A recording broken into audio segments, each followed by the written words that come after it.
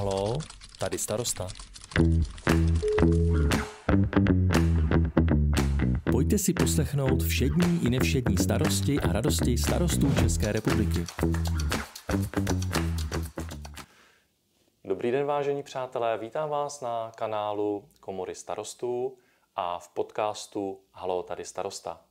Mé jméno je Petr Pavelka a budu vás tímto rozhovorem provázet. A je mou velkou ctí přivítat pana Jiřího Mokošína, starostu středočeské obce Roztoklaty. Dobrý den. Pěkný den. Tak, pane starosto, co v současné době vnímáte, že co vám jako starostovi by teď nejvíc pomohlo? No, to je docela těžká otázka hned na začátek. Já už jsem ve druhém funkčním období, starostu dělám teda 6 let a já už jsem v takovém stavu, řekl bych, smíření, kdy už člověk se nevyděsí hned z prvních problémů a je smířený s tou situací, jaká tady je, a já ji nehodnotím vůbec špatně. Myslím si, že vždycky by mohlo být mnohem hůř. A je to vlastně výzva dělat starostu, takže starosta si nemůže stěžovat, musí reagovat a bojovat. Jak vnímáte spolupráci mezi kolegy, ostatními starosty, ať už tady v regionu, nebo i v nějaké širší spolupráci? No, tak když to vezmu na mikroregion, to znamená nejbližších okolních 5-6 obcí, tak ta spolupráce samozřejmě funguje. Voláme si, na denní bázi asi ne, ale tak dejme tomu jednou týdně minimálně oslovím okolní starostku či starostu, jak řeší daný problém. Ale nemáme žádný, pravidelné setkávání. Nejčastěji se setkáme na akcích, které pořádá například URP, ať už je to školení třeba k povodňovým plánům, tak ve výsledku v tom volném čase neřešíme ty povodně, ale vždycky se rozhovor stočí ke kanalizaci, odpadům, notorickým stěžovačům a těm nejčastějším problémům, co každý starosta ve své obci řeší. Takže vlastně na té nejbližší úrovni si pomáháte vlastně a jste v kontaktu. Přirozeně to funguje, že si voláme, víme o sobě, víme, který starosta by asi už mohl nám umět poradit a kam jít pro pomoc. Vy jste říkal, že vždycky se to dá nějak vylepšit, něco lepšího. Napadá vás něco, v čem by se dalo vůbec vylepšit, ať už ta spolupráce nebo vůbec to starostování obecně? Určitě zkušenost je nepřenositelná, ale spousta starostů řešilo problém, před kterým jiný starosta teprve který bude řešit, který se před ním vlastně nějak vyskytne. A pokud je možnost zeptat se někoho, kdo už si prošel získáváním informací, vydal se špatnou cestou, může nás upozornit, kudy cesta nevede, tak v tomhle vidím velký potenciál, jak by šlo vlastně si navzájem pomoct mezi starostama. To jste vlastně odpověděl na další otázku, protože jsem se chtěl zeptat na to sdílení těch zkušeností, ale vnímám to podobně, že vlastně pokud už někdo tu cestu prošlapal, tak chápu, že vám může pomoct, ať už říct tudy ne, a naopak tudy jo. Je to tak. Samozřejmě každá obec je specifická a to, co funguje v Horní Dolní, nebude fungovat v Dolní Horní, takže... To chápu. A vy jste mi říkal do telefonu, že máte takovou, nechci říct, že zálibu, ale když cestujete po České republice, tak navštěvujete, vlastně se díváte, jak to v těch obcích funguje. Je to tak? No, když v rámci vandrování po České republice navštívím nějakou obec, tak první, co mě zajímá, tak je úřední deska, nástěnka, stav návsi, herní prvky na dětském hřišti, provozní řád pohřebiště. Je to trošku profesní deformace, ale ta inspirace, jak to dělají jinde, je hrozně důležitá. Někdy jednoduché řešení je vlastně před náma a člověk, aby ho nenapadlo, ale stačí se podívat za humna a tam ho uvidí. Tam ho vidí, protože už ho realizovali. Přesně tak. Jasně, rozumím. A můžu vám říct, že ty zkušenosti, jak dlouho to realizovali, co potřebovali získat, co máte, a vy třeba zjistíte, že už spoustu věcí máte a už jste fakt krůček od tohoto dokončit. Ještě mi zaujalo, že jste říkal herní prvky na hřišti a stav návsi. To jsou vlastně takové ukazatele, jak jde jak jde trošku zjednodušeně zjistit, jak se obci daří? No. Je to tak? Je to tak, no. Z nástěnky zjistíte samozřejmě rozpočet, který by tam měl vyvěšený a aktuální body, který bude řešit zastupitelstvo. Z těch kulturních akcí, z pozvánek člověk se může inspirovat, pokud ještě nedlabe dýně, tak může začít dlabat dýně, pokud neplete pomázky, tak zjistí, že někde je pletou.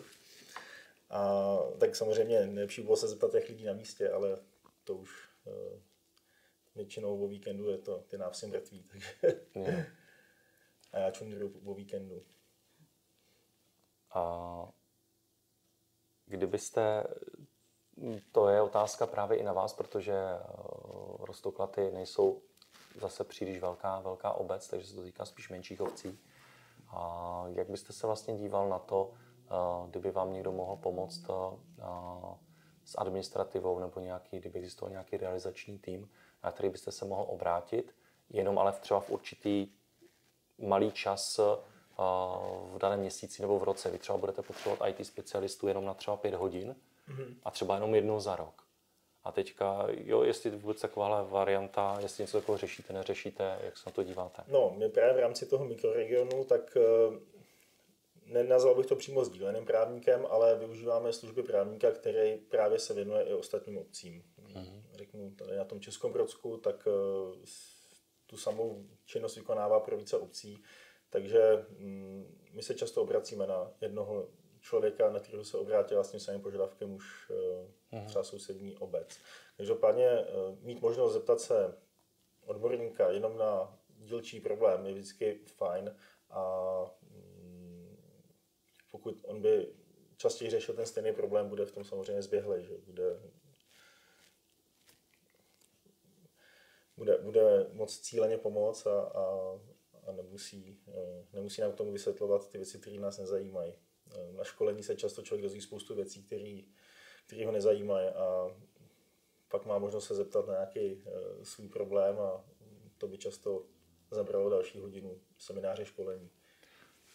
Chápu, my ještě před rozhovorem, když jsme se bavili, tak jsme si říkali věci ohledně tady tohoto přesně, že nic proti samozřejmě školením, ty jsou podstatná, protože právní úprava se neustále mění, věci se vyvíjí. Rozumíme tomu, že je potřeba prostě, aby byli odborníci školení jinými odborníky, ale přesně jak jste říkal, často na těch školeních se stává, že vlastně z těch 3 hodin vy si z toho odnesete 5 minut a ten zbytek už pro vás třeba není tak úplně užitečný a není tam ten prostor pro zodpovězení toho vašeho konkrétního dotazu a vlastně pro nalezení konkrétního řešení vaší konkrétní situace, že už to naroubujete na Roztoklaty, na vaši obec. Je to tak. Zase není úplně jednoduchý někdy toho odborníka dostat do té vesnice, pokud není přímo jeho zaměřením pomáhat obci. No, takže.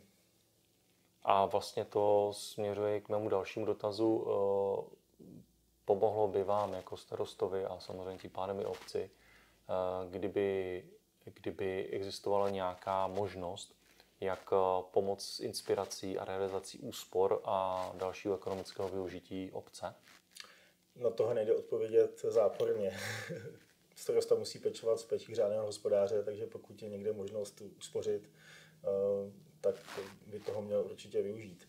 A pokud jiný starosta našel ten klíč, jak uspořit a získat víc, nebo uchovat víc prostředků v obci, tak je škoda se o to nepodělit. Není to soutěž, nejsme na závodech, že? Prostě každý chceme pro tu obec to nejlepší a pokud zrovna nesoutěžíme o titul vesnice roku,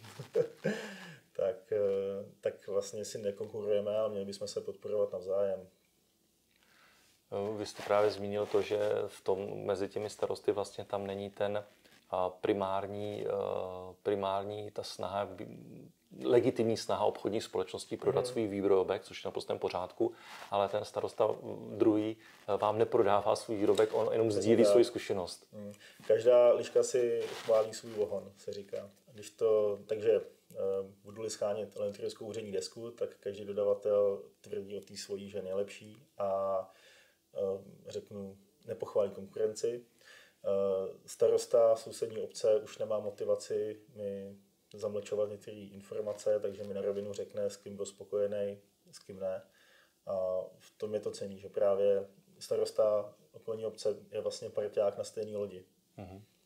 No, není to podnikatel, který potřebuje prodat svůj produkt. Rozumím. Navíc jde o to, že pokud je ta obec podobné velikosti a je ve stejném regionu nebo dokonce ve stejném mikroregionu, tak vy máte opravdu ty otázky, před kterými stojíte, jsou obdobné prostě. Ty možnosti máme podobný, ať už se týče rozpočtu a tak. Rozumím. Je to jasný, že něco jiného bude řešit vesnice z Krkonoš v nadmořské výšce 1000 metrů nad mořem a něco jiného budeme řešit tady dole v nížině. Prstenci kolem Prahy. A ještě ke všemu tady ten přesně. To je velké specifikum. Specifický vlastně region. To je jasný, tady v této oblasti střední Čech je to ještě velké specifikum, je to ta návaznost na to hlavní město. A co by potřeboval sám starosta Jiří Mokošín? Starosta je skromný, starosta nic nechce, ale to je spíš přání, co bych chtěl. Chtěl bych mít vlastně víc času na to věnovat se projektům, který člověk by chtěl realizovat a ne který musí. Protože vlastně ta administrativa, získávání si informací, péče o už vybudovanou infrastrukturu, tak to zabere strašně moc času a je to taková, já říkám, neviditelná práce. Vlastně člověk tomu nesmí vynechat, aby to vesnice fungovala, ale už nemá pocit, že by tu vesnici někam posouvalo. Jo? Že vlastně stagnuje, zůstává v té stejné kvalitě, v jaký byla. Samozřejmě, že jde opravit věc k lepšímu, ale to už je většinou věc vybudovaná. Hrozně rád bych realizoval nové projekty a tím se ani nepředstavuji tvrdý stavební akce, ale třeba i komunitní nějaký akce pro lidi. Já to obecně nazývám snídaně v trávě, ale celkově jakoby pracovat s těma lidma, vytvářet prostory pro setkávání občanů a motivovat je k tomu, aby se sami zapojili do toho kulturního života nebo do té nabídky nějakého vyžití v obci. No, na nějaký dobrovolný bázi samozřejmě, ale co si poslední dobou všímám, tak vlastně hodně lidí je zalezlých doma a vůbec není to povinnost se družit samozřejmě, ale někdy mi to přijde líto, že prostě lidi spolu málo mluví, málo tráví toho času společného a z toho pak plnou ty kolikrát sousedský spory. Často je to jenom chyba v komunikaci. Takže co bych potřeboval, starosta Jiří Mokošín, 8. den schází nám, no. Na tu snídani. Na tu snídani v trávě, tak. Takže 8. den na snídani v trávě říká starosta obce Roztoklaty Jiří Mokošín. Já ještě položím vám ještě jednu závěrečnou otázku. Co byste vzkázal ostatním kolegyním starostkám a kolegům starostům? Tak aby to neznělo jako klišé, tak jinak, tak asi to bude znít jako klišé, ale podporu a poděkování všem, kteří tu práci dělají svědomitě a poctivě. Ono to není ani práce v tom smyslu jako zaměstnání, já to vždycky beru jako poslání, že je to práce s přidanou hodnotou, protože to samozřejmě dělat nějak a nějak a starostů je v České republice kolem 6,5 tisíc, takže to není úplně vzácné zaměstnání, téměř každý občan má svého starostu, případně primátora, takže si může pod tím starostou představit nějakou živou osobu, něco, co stělesňuje jeho problémy, ale hlavně bych taky starostům vzkázal a starostkám pevnou vůli, aby přestali všechny ty úskalí, které to poslání přináší, aby právě měli pak taky čas se radovat z toho dobrého, co se povedlo. Není to jenom starost, ale někdy i radost, když se něco povede. Starostí je hodně a když se to dělá dobře, tak jsou pak i radosti samozřejmě. Takže nutry je. To mě ani nenapadlo, že se jim tady takhle daří. Jsem myslel, že to potřebuje fakt jako nějakou řeku. Jako. No, tak stačí voda. Stačí a dá se tomu nějak předejít? Já jsem slyšela, že je problém v tom, že lidi krmí. No, tak je to nepůvodně invazní druh a smí ho lovit vlastně, dřív ho mohl lovit jenom myslivecký hospodář a myslivecká stráž a teď posledních pár let už smí každý řadový člen mysliveckého sdružení vlastně to zvíře lovit a to je jediná účinná regulace. Nevím, že by to někde odchytávali. No a lidi tím, že to krmějí, tak samozřejmě jim pomáhají v té reprodukci a aby se tu cítili komfortně. Největším predátorem na ty nutrie vlastně je mráz. Když přijde opravdu větší zima, tak oni obraznou jim vlastně ty končetiny plus ten odsaz, co mají a dostanou vlastně nějakou sněh, dostanou potravu krve. Takže vlastně 3 mírné zimy za sebou mají za následek, že se navýší ta populace a pak přijde mráz a zase to zdecimuje. Ale ta reprodukční schopnost je to hlodavec, takže je docela velká. No. Takže...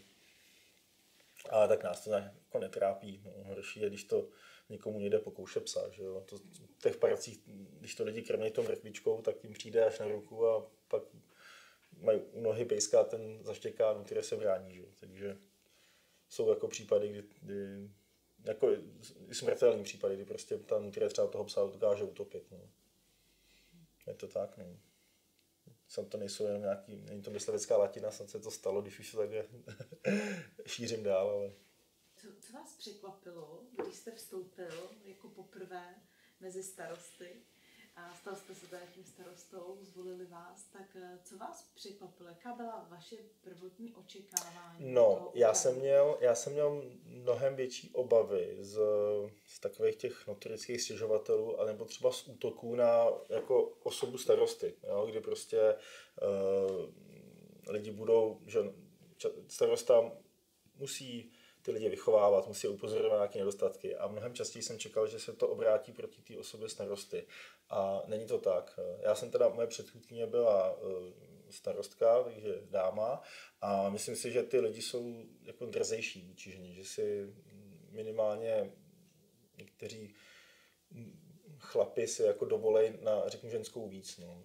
Vlastně jsem si to demonizoval. Myslel jsem si, že budu víc trpět, že si budu ty starosti nosit, jakoby řeknu, domů, kdy budu přemýšlet, proč mě lidi nemají rádi, když to s nimi myslím dobře, že? Proč na mě útočej.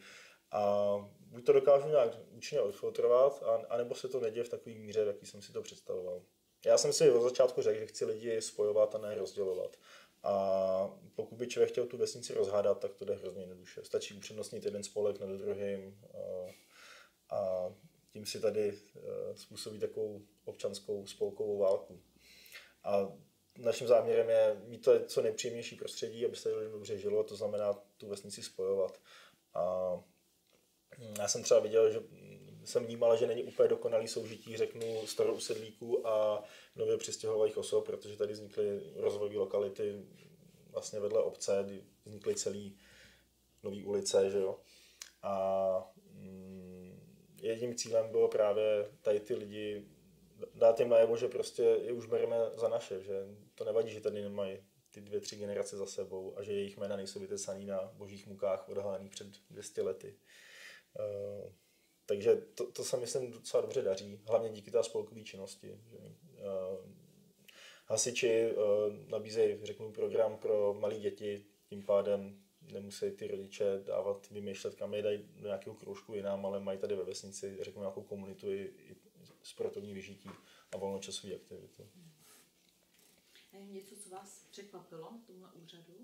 Asi mě překvapilo opravdu, kolik toho starosta musí řešit. Co všechno, jak široký záběr to je, ať už je to z oblasti třeba sociální, kdy prostě člověk je překvapený z toho, že najednou bude někomu dělat opatrovníka. S tím nepočítal. Takže i to máme za sebou. No. Já jsem to demonizoval a připravoval jsem se na nejhorší a takže jsem možná příjemně překvapený, že to člověka dokáže bavit. A samozřejmě jsem do té funkce šel s nějakým očekáváním, ale nemůžu říct, že bych byl zklamaný. Jako, člověk trošku pak samozřejmě by se smíří s tou realitou, že ty věci nejdou tak rychle. No, že samozřejmě od nějakého záměru postavit školku, tak to není, že za rok přistřiháváme pásku. Ono ani nikdy ne za 2 roky, ani ne za 3. Co berete jako svůj největší úspěch? Protože říkal jste, že jste tady 6 let. Mm-hmm. Já myslím, že to, co už jsem zmínil, to spojování lidí, že se snažím tu vesnici nerozdělovat, ale spojovat. My máme ke všemu ještě 2 jakoby místní části, takže máme Roztoklaty a Novou Ves 2. A určitá rivalita tam je, samozřejmě, že ta menší část trošku žárlí na tu větší. Takže se opravdu při jakýmkoliv rozhodování se snažíme neupřednostnit tu větší část a nezapomenout na tu naši místní malou část. Samozřejmě, že jsou věci, které jsou logičtější, že se budou budovat v té větší místní části. Ať už je to třeba multifunkční hřiště, tak určitě budeme větší využití v té větší části a nikomu nebráníme, aby z té místní malé části se, řeknu, sportoval na tom vybudovaném sportovišti. Ale pokud to můžu, myslím si, že se opravdu podařilo tu vesnici uklidnit tady ty dva tábory, téměř nesměřitelné tábory, které často kopírovali starousedlíky, nebo tu část, kde bydlejí starousedlíci a ty nový domy. Myslím si, že tohle se nám to podařilo. To je skvělý. Já jsem tady viděla i nádherné hřiště, jako u vás to opravdu kvete. Tak snažíme se využívat dotační příležitosti. Hřiště, který jste potkala, je budovaný vlastně před rokem jsme ho dokončili. Využili jsme dotačního programu od Národní sportovní agentury. Máte nějaký velký plán, který byste chtěl uskutečnit v rámci vašeho poslání starosty? No, určitě bych chtěl dokončit projekt dětské skupiny, který vlastně nahrazuje absenci školky, protože jestli jsou Roztoklaty v něčem unikátní, tak to, že máme vlastní pobočku pošty, tady na regionu Českobrodska jsou 2 takovéhle vesnické poštičky a taky jsme unikátní v tom, že nemáme školku, že vlastně obec naší velikosti, teď už máme přes 600 obyvatel, tak je jedna z mála, která nemá vlastní školku a vzhledem k tomu, že je velký zájem bydlet v tomto regionu, tak je i ta poptávka po místech ve školkách a není úplně jednoduchý tu poptávku uspokojit z okolních školek, z okolních obcí. Takže ten sen je vybudovat školku, která tady historicky chybí. Naposled tady byl v 50. letech žňový útulek v kulturním domě, ale školka jako taková, tak nenašli jsme žádný zdroje, který by nám potvrdil, že tady školka byla. Mm-hmm. Tak to je skvělý. Děkuju. To je skvělý. To je velmi dobrý nápad. No, potřebný. Ono není to jednoduchý v dubnu a v květnu poslouchat od rodičů, že nemají kam dát ty děti. Že? Brod už atakuje taky svoje kapacity. No, samozřejmě. Naštěstí teď ta nabídka od Ministerstva práce a sociálních věcí, vlastně ten dotační program dětské skupiny je taky dost velkorysá, takže hodně obcí toho využije. Tak doufám, že nebude muset pak z toho to transformovat na knihovnu a jinou budovu, na domov seniorů. Aby jsme jim, protože když budeme školku, musíme hned naplnit kapacitu. Že jo? V prvním roce provozování musíme být na 70% kapacity, myslím, a to je z 0 na, řeknu, nějakých 30 dětí. No, tak samozřejmě ještě rád bych vytvořil hezčí okolí, jako co se týče třeba vodních prvků, zadržování vody v krajině, tak my jsme zemědělská oblast Polabí, takže každý kus země je zúrodněný a samozřejmě té zeleně tady v okolí není tolik, takže podařilo se nám už, dalo by se to počítat na hektary, už vysazených nějakých prvků územní systému ekologické stability. Remísky, představte si remísky, nějaký stromořadí, ale tam je pořád samozřejmě kam to posouvat. No. Pořád je toho dost, kde by si člověk ještě představil ty tůně a nějaký hezký přírodní prvky. To je super, to velice oceňuji, protože to souvisí pochopitelně se zadržováním vody v krajině a zabraňuje to i půdní erozi a jako to znovu obnovení remísků a tady těch tůně, těchto druh vlastně vodních malých toků, to je zásadní. No.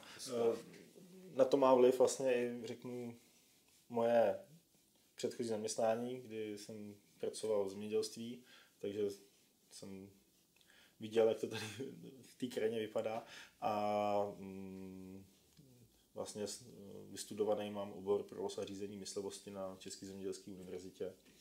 A takže tohle téma té přírody je mi docela blízký.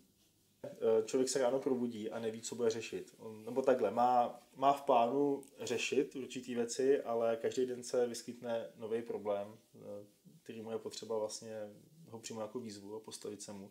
A ta práce je hrozně osvěžující v tom, že člověk nahlídne do strašně moc oborů. Vlastně začnou se mu spojovat ty věci, na které jako běžný občan nadává, že jedu po silnici, je tam objížďka, tak jedu objížďkou a tam je zase někde zúžení, tak jako běžný občan má pocit, že někdo nahoře neví, co dělá a dělá to špatně. Ale když člověk pronikne do toho systému, jak vlastně to tady všechno funguje, tak ví, že to ani jinak nejde třeba. Že prostě je často potřeba se s těma věcma smířit a ne na ně nadávat.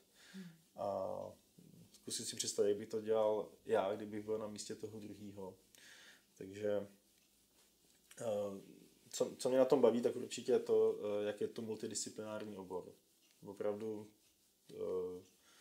od péče o infrastrukturu, sociální oblast, školství, práce s lidma, že jo, prostě řeknu, člověk může nabídnout, opravdu může cíleně pomáhat lidem, kteří potřebujou.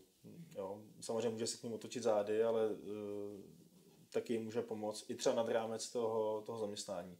A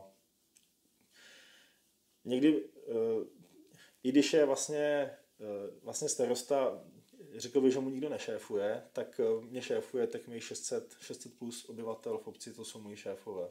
Takže já sice jednoho šéfa nemám, ale mám tady 600 a více šéfů. Je potřeba mít určitě cit pro výkon té funkce starosty. Jo? Někdy člověk nemá náladu už odpovídat na ty dotazy, které už slyšel mockrát. Je lepší se s ním smířit, že některé věci musí opakovat neustále a říct si, psal jsem to před rokem v místním plátku, to nestačí. On si to nikdo nemusel přečíst, nebo tady ještě nebydlel, takže určitě je potřeba přistupovat s citem k té věci. Věřím tomu, že je spousta svědomitých starostů, kteří jsou dobří úředníci, dokážou tomu věnovat spoustu času, ale zapomenou třeba na to dobrý PR, aby prodali tu svoji činnost. Jo. Já jsem si hrozně oblíbil sociální sítě, takže veškeré úspěchy fotíme a pozitivním komentářem doplníme. Snažíme se s lidmi komunikovat přes Facebook. Není to teda, řeknu, oficiální stránka obce, je to taková komunita přátel obce Roztoklaty a Nová Ves. A to považuji za hodně silný nástroj ke komunikaci, kdy dokážu fotografií a textem sdělit velkému vlastně v okruhu obyvatel nějakou informaci. Místní plátek už je asi trošku na ústupu, ale pro spousta lidí je dobrý mít to médium položený na stole, takže si to u snídaně třeba můžou přečíst, kouknout do toho. A vlastně SMS-kový systém nám pomáhá jakoby sdělit takové ty základní informace lidem, odstávky elektřiny a tak. A taky je důležité komunikovat face to face. Pokud mě někdo na ulici zastaví a ptá se, tak mu neodpovědět, přijď na zastupitelstvo nebo přijď na úřad v úředních hodinách. Tímhle stylem taky asi bych nedoporučoval komunikovat se svými občany. Někdy je to nutný, ale pokud je, řeknu, starosta vstřícnej, tak se mu to vrátí od těch občanů. Já si myslím, že někdy je to prostě velmi užitečné odpovědět těm lidem co nejdřív. Právě, že ty sociální sítě jsou na to kolikrát nejuživatelštější. Ne samozřejmě asi pro vás, ale pro ty spoluobčany možná ano. Je to tak. Ještě vlastně teď jsem si vzpomněl, co mě hodně překvapilo.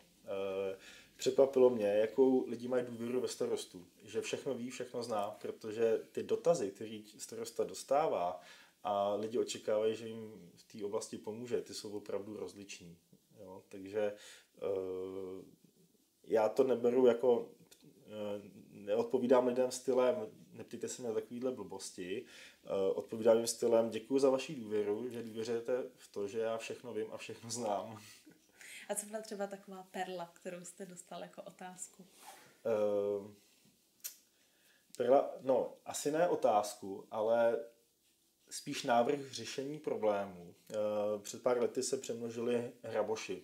V letním období prostě bylo sucho, bylo teplo, hrabošů bylo hodně, na chodníku k nádraží prostě ležely mrtvolky myší a jeden občan dostal výborný nápad, aby jsme vysadili hady, které by přirozeně ty myši vlastně regulovaly. Takže myslím si, že je příjemnější koukat na mrtvou myš na chodníku, než na plazícího se hada, který se nám obvine kolem kotníku.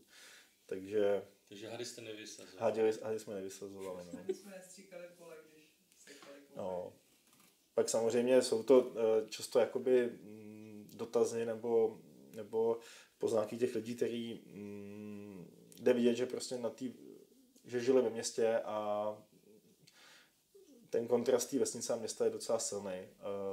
V létě žně kombajny sekají, když je sucho, tak aby to zrovna šlo vymlátit.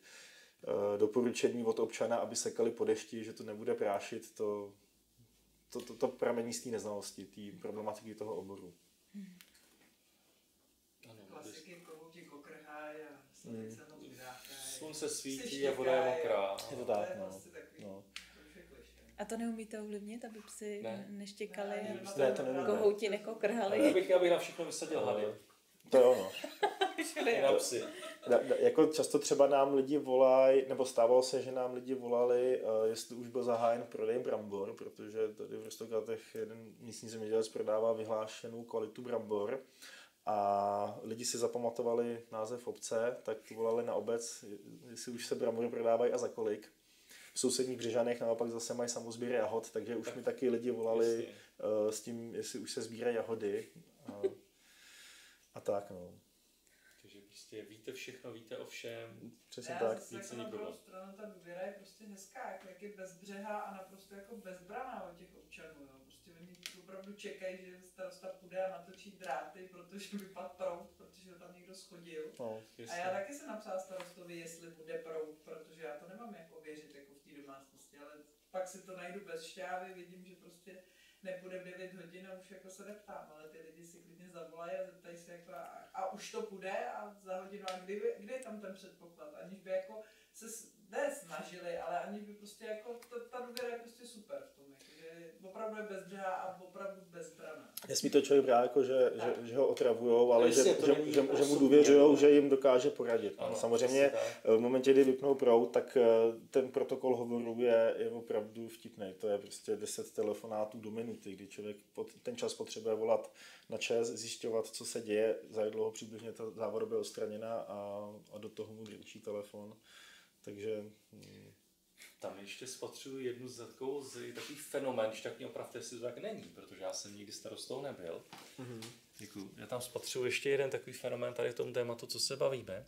A to je, že vlastně vy máte nějaké zaměstnání, nějaké zkušenosti, jste tedy zvolen, stáváte se v prvním volebním období svého života starostou a najednou, no samozřejmě zastupitelstvo, že v tu chvíli, a najednou jako mávnutím kouzelného proutku od téhle chvíle všechno víte, všechno znáte a jste starosta. A máte kvalifikaci. No, je to tak, no. Jako ty první roky musím říct, že byly období, kdy mě to nebavilo a byl jsem přesvědčený, že nebudu pokračovat do dalšího volebního období. Naštěstí ty 4 roky jsou dost dlouhý proto, aby člověk se ze všeho nepodělal, kdy opravdu ví, že jsou problémy, které nevyřeší hned a že to ani není v jeho silách a má dost času i získat jako tu důvěru sám sebe, že prostě, že to zvládne. No. Takže to taky spatřuji jako takový unikát této profese, kdy vlastně u právníka, u lékaře se to nepředpokládá, jasně, jo. Ale u toho starosty najednou vždyť si starosta. Je to tak, no. Jo, takže najednou... A je to tak, je zajímavý, když si nějaký občan v rámci sousedského sporu přečte přesně ten zákon a teď ochytřele tam chrlí ty paragrafy a hrozně se diví, že starosta to nezná, že nedokáže ocitovat občanský zákoník. Se všemi těmi 3200 paragrafy, které má, jasně. No. On si ten svůj problém dokázal nastudovat dost podrobně. A chápu. zná svý práva. Jako právník to naprosto chápu. Jo. Přesně vím, o čem mluvíte. Jo. Naštěstí ty informace jdou jednoduše se většinou na internetu, takže když má čas na přípravu starosta a nepodcení to, tak si dokáže pak docela dobře argumentovat. No. Takže druhý volební období je lepší než první. Já si myslím, že druhý volební období je taková zlatá éra starosty. A ve třetím volebním období už předpokládám, že přibydou, řeknu, stěžovatelé, přibydou nějaká, možná vyskytne se opozice, která ví, že by to dělala líp. A taky takový ten pomyslný pohár trpělivosti už se pomalu naplní a přeteče. A často třeba řeším věci, které si říkám, a už toho mám dost, prostě to nemám zapotřebí, ale často se to třeba jenom sejde ve špatném jako rozpoložení. Když vlastně v pátek večer, když máte odjíždět na víkend, vám zavolají, že jim nefunguje kanalizace, ale vidí to od středy, tak to opravdu člověka dokáže naštvat, ale je potřeba se vždycky nadechnout a řešit to s klidnou hlavou, protože pak by člověk mohl udělat něco, nebo říct něco špatně a to se bere těžko zpátky. No. Toho občana získáváte celkem složitě, ale ztratit tu jeho přízeň, to jde velice rychle. No. Stačí špatná odpověď na jeho situaci a na jeho vlastně aktuální problém. No, takže druhý období opravdu, v tom druhém volebním období člověk může začít dokončovat projekty, který začal v tom prvním, protože samozřejmě první 2 roky dokončuje to, co převezme od toho předchozího vedení. Jo. Což je vlastně neděčný, pokud člověk bude ve funkci 4 roky, připraví projekty, že řeknu, vykoupí pozemky, sežene dotaci, tak často pak to přistřihávání pásky, takový to poklepání na základní kámen třeba už přenechá někomu, kdo přijde po něm. Ale ten starosta to dělá pro tu obec, nedělá to pro svou slávu. Že? Nebo neměl by to dělat proto, aby mu vytesali sochu, ale aby po sobě něco nechal pro tu obec. A nezaseknuli jako v rozvoji. No. Jak je to kompatibilní, to starostování s rodinou? No, já teda ještě nemám rodinu.